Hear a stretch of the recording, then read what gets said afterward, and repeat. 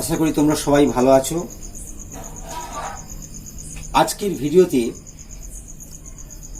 তোমাদের কাছে যেটি আমি তোমাদের কাছে দৃষ্টান্ত স্থাপন করব সেটি হলো স্ত্রীরেণু উৎপাদন পদ্ধতি, প্রসেস অফ মেগাস্পোরোজেনেসিস। এখন এই মেগাস্পোর কথাটি কি? মেগাস্পোর হলো স্ত্রীরেণুকে বলা হয় মেগাস্পোর।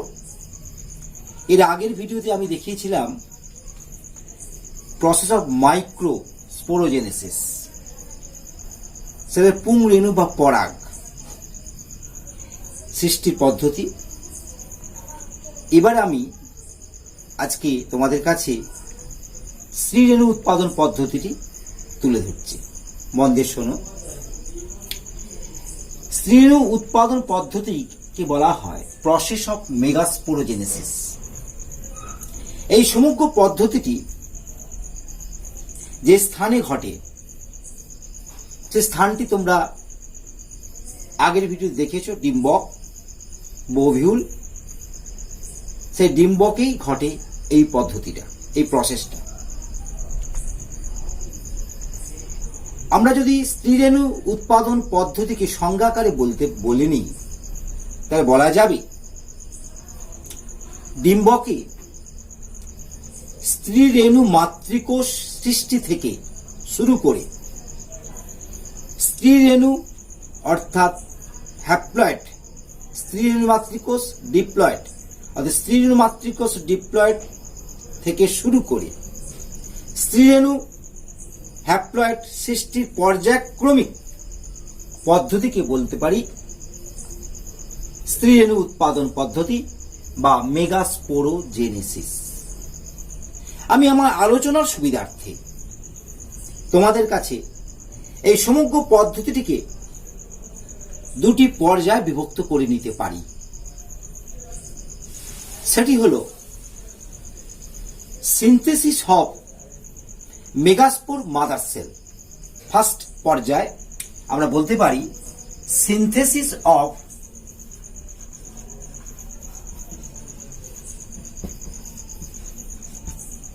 মেগাস্পোর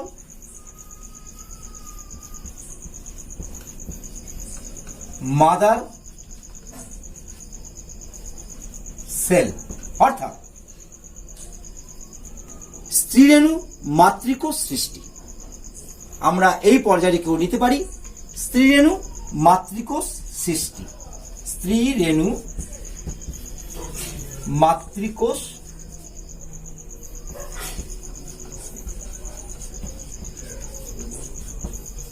সৃষ্টি।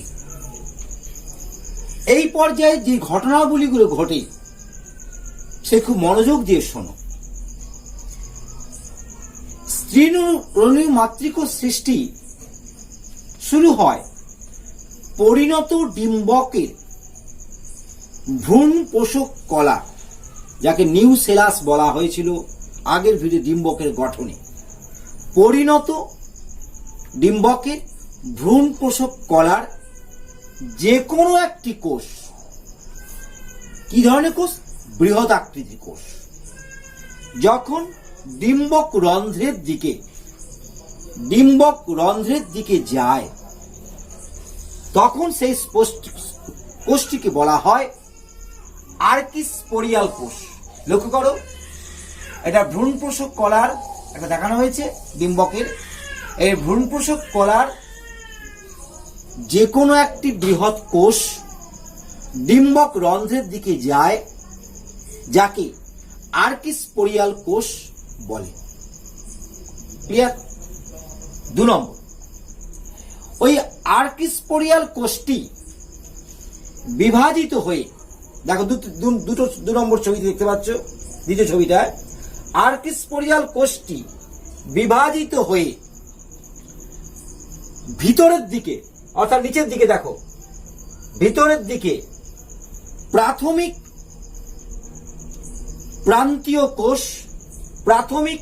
প্রান্তীয় কোষ এবং বাইরের দিকে প্রাথমিক রেণুধর কোষ, এটা ভেতর, এটা বাইরের দিকে বলা হয়েছে, গঠন করে। এরপর প্রাথমিক প্রান্তীয় কোষটি বিভাজিত হয়ে, প্রাথমিক প্রান্তীয় কোষটি বিভাজিত হয়ে ডিম্বকের প্রাচীর গঠন করে। এগুলো ডিম্বক প্রাচীর গঠন করেছে। প্রাথমিক রেণুধর কোষটি অর্থাৎ স্পোরোজিয়াল, প্রাইমারি স্পোরোজিয়াল সেলস, স্পোরোজেনাস সেলটি স্ত্রীরেণু মাতৃকোষ রূপে কাজ করে।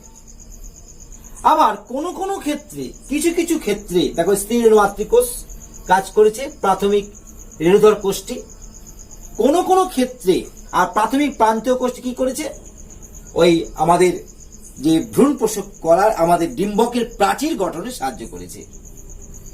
আর প্রাথমিক রেণুধর কোষ, প্রাইমারি স্পোরোজিয়াল সেল, স্পোরোজেনাস সেলটি কি করেছে, ওই স্ত্রীরেণু মাতৃকোষ রূপে কাজ করে।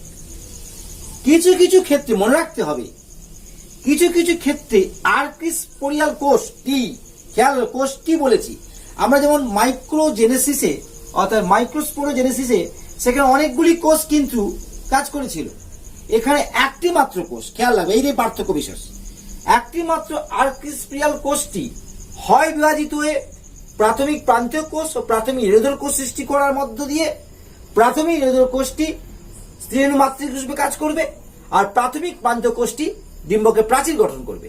কখনো কখনো বা কিছু কিছু ক্ষেত্রে আর্কিস্পোরিয়াল কোষটি সরাসরি রেণু মাতৃকোষ হিসাবে কাজ করে থাকে।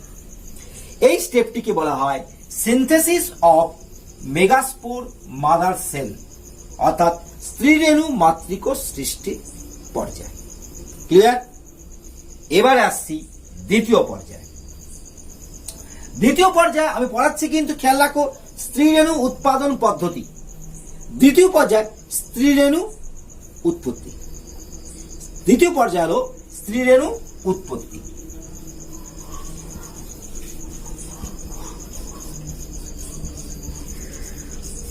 যাকে ইংরেজিতে বলা যেতে পারে মেগাস্পোরোজেনেসিস।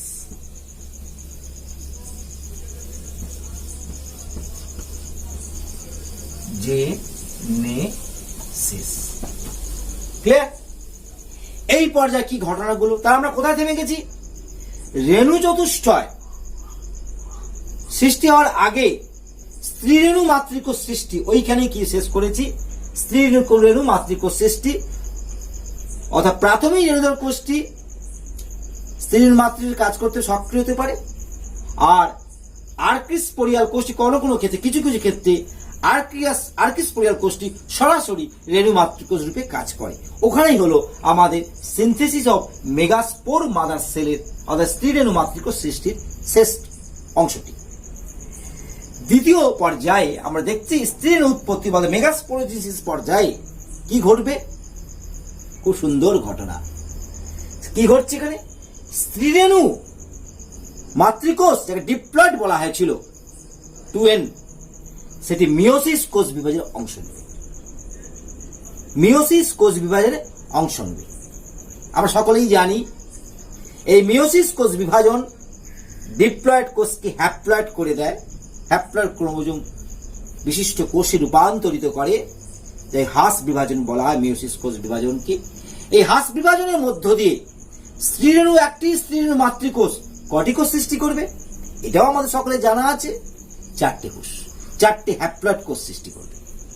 এই 4টে হ্যাপ্লয়েড কোষ, যা নাকি বলা ভুল হবে, সত্যিকার যে ঘটনা ঘটে, স্ত্রীরেণু চতুষ্টয় গঠন করে। স্ত্রীরেণু চতুষ্টয় গঠন করে, এটা 1 নম্বর। 2 নম্বর কি ঘটবে? ওই রেণুগুলো অর্থাৎ স্ত্রীরেণু চতুষ্টয় গুলির মধ্যে থেকে উপরে মানে কি খেয়াল রাখতে হবে, অর্থাৎ ডিম্বক রন্ধ্রের দিকে, উপরের মানে ডিম্বক রন্ধ্রের। আমরা আগের দিন বলেছি ডিম্বকের গঠনটা ভালো করে পড়বে তোমরা। ডিম্বকের গঠনটা পড়লে তারা বুঝতে হবে কোথায় ডিম্বক রন্ধ্র, কোথায় ডিম্বক মূল। তাই ডিম্বক রন্ধ্রের দিকে যারা থাকবে তাদের এই 3টি কোষটি কি হবে? আস্তে আস্তে ডিজেনারেটেড, ডিজেনারেটেড মানে অর্থাৎ বিনষ্টের দিকে যাত্রা শুরু করবে, নষ্ট হবে। এইখানে বিচিত্র দেখো, এখানে আমি বলে রাখি মাইক্রোস্পোরোজেনেসিসে ঘটনা ঘটেছিল, রেণু চতুষ্টয় তারা কিন্তু কেউই বিনষ্ট হয়নি, তারা বিভিন্ন রকমে বিন্যস্ত হয়েছিল। বাইল্যাটারাল পজিশন হোক, যাই হোক, যে পজিশনগুলো আগে টি সেপেট পজিশন হোক, বিন্যস্ত হয়েছিল, কেউ বিনষ্ট হয়নি রেণুগুলো, অর্থাৎ ওই হ্যাপ্লয়েড রেণুগুলো, পুং রেণুগুলো, মাইক্রোস্পোরগুলো। এখানে এই 4টে মেগাস্পোরের মধ্য থেকে, রেণু চতুষ্টয়ের মধ্য থেকে তিনটি নাকি ডিম্বক রন্ধ্রের দিকে ছিল, তারা বিনষ্ট হতে শুরু করবে। আর পরবর্তী কি আসবে, পরবর্তী পয়েন্টে লিখবে প্রায় নিচের দিকে। প্রায় কথাটা বললাম কেন, একেবারে ডিম্বক মূলের দিকে নাও হতে পারে, অর্থাৎ প্রায় নিচের দিকে, অর্থাৎ ডিম্বক মূলের দিকে একটি স্ত্রী রেণু, 4টের মধ্যে 3টি চলে গেলে 1টি থাকে, এই একটি স্ত্রী রেণু অ্যাক্টিভ হয়ে উঠবে, সক্রিয় হয়ে উঠবে। এই সক্রিয় স্ত্রী রেণু কি করবে, স্ত্রীলিঙ্গধর উদ্ভিদ দশার প্রথম কোষ। এই সক্রিয়, খেয়াল রাখো, পরবর্তী ভিডিওটা বুঝতে লাগবে, সক্রিয় স্ত্রী রেণুটি স্ত্রীলিঙ্গধর উদ্ভিদ দশার প্রথম কোষ, যেটি ভ্রূণস্থলী গঠন করে, অর্থাৎ মেগা গ্যামেটোজেনেসিস। ভ্রূণস্থলীকে মেগা গ্যামেটোজেনেসিস বা এমব্রায়ো স্যাক গঠন করে। এই এমব্রায়ো স্যাক গঠন করার জন্য ওই কোষটি কিন্তু মূল কোষ, অ্যাক্টিভ কোষ। পরবর্তী ভিডিওতে আমরা দেখাবো যে ভ্রূণস্থলী গঠন, অর্থাৎ এমব্রায়ো স্যাক গঠন, যে এমব্রায়ো স্যাকের মধ্যে ওই একটি মেগাস্পোর, অর্থাৎ ওই কোষটি, অর্থাৎ হ্যাপ্লয়েড মেগাস্পোর কোষটি, প্রথম যে কোষটি স্ত্রী রেণুটি, সক্রিয় স্ত্রী রেণুটি, সেটি মাইটোসিস কোষ বিভাজনের মাধ্যমে প্রথমে একবার মাইটোসিসে 2টো কোষ হবে, দ্বিতীয়বারে আবার 2 করে 4টে কোষ, তৃতীয়বার 8টা কোষ সৃষ্টি হবে। এই 8টা কোষ সৃষ্টি করে ভ্রূণস্থলীর মধ্যে কিভাবে বিন্যস্ত রয়েছে, দ্যাট ইজ এমব্রায়ো স্যাক গঠন করছে, যেটা পরবর্তী আমাদের নিষেক, অর্থাৎ উদ্ভিদের দ্বিনিষেক প্রক্রিয়া বা নিষেক প্রক্রিয়া বলতে পারি, সেখানে কাজে লাগবে। যাই হোক, আজকের ভিডিওতে আমরা জানতে পারলাম, ইন সামারি আকারে যদি বলা যায়, process of megasporogenesis divided into 2 parts, that is, one is synthesis of megaspore mother cells, second is megasporogenesis. Synthesis of mother সেলে ভ্রূণপোষক কলার পরিণত ডিম্বক, খেয়াল, ম্যাচিওর ডিম্বকের ভ্রূণপোষক কলার যে কোনো একটি বৃহৎ কোষ ডিম্বক রন্ধ্রের দিকে যাবে, যাকে আর্কিস্পোরিয়াল কোষ বলা হয়। এই আর্কিস্পোরিয়াল কোষটি 2 নম্বর পয়েন্টে বিভাজিত হয়ে ভিতরের দিকে প্রাথমিক প্রান্তীয় কোষ, বাইরের দিকে প্রাথমিক রেণুধর কোষ সৃষ্টি করবে। প্রাথমিক প্রান্তীয় কোষটি ডিম্বকের প্রাচীর গঠন করবে বিভাজিত হয়ে, আর প্রাথমিক রেণুধর কোষটি প্রাইমারি স্পোরোজেনাস সেল যাকে বলা হয়, সে সরাসরি না বলা ভুল হবে, সক্রিয় স্ত্রী রেণু রূপে কাজ করবে, সক্রিয় মাতৃস্ত্রী রেণু রূপে কাজ করবে, যারা কি বলেছিলাম আমি, স্ত্রী রেণু মাতৃকোষ হিসেবে কাজ করবে। আর প্রাথমিক প্রান্তীয় কোষে ডিম্বকের প্রাচীর গঠন করবে। আবার কিছু কিছু ক্ষেত্রে আর্কিস্পোরিয়াল কোষটি সরাসরি রেণু মাতৃকোষ হিসাবে, স্ত্রী রেণু মাতৃকোষ হিসাবে কাজ করবে। দ্বিতীয় পর্যায়ে বলে মেগাস্পোরোজেনেসিস। দ্বিতীয় পর্যায়ে ঘটনাগুলি কিছুই নয়, এই স্ত্রী রেণু মাতৃকোষটি ডিপ্লয়েড কোষ, যা মিওসিস কোষে অংশ নেবে, 4টে হ্যাপ্লয়েড স্ত্রী রেণু সৃষ্টি করবে, যা চতুষ্টয়াকার থাকবে, যা 3টে থাকবে ডিম্বক রন্ধ্রের দিকে, আর 1টি থাকবে ডিম্বক মূলের দিকে। ডিম্বক রন্ধ্রের দিকে থাকা 3টি ওই স্ত্রী রেণুটা নষ্ট হয়ে যাবে, বাকি 1টি স্ত্রী রেণু, হ্যাপ্লয়েড স্ত্রী রেণু, কি করবে, মাতৃক রেণু নয়, হ্যাপ্লয়েড স্ত্রী রেণু, অপত্য স্ত্রী রেণুটি সক্রিয় হবে, যা ভ্রূণস্থলীর প্রথম সক্রিয় স্ত্রী রেণু বা প্রথম কোষ ক্লিয়ার?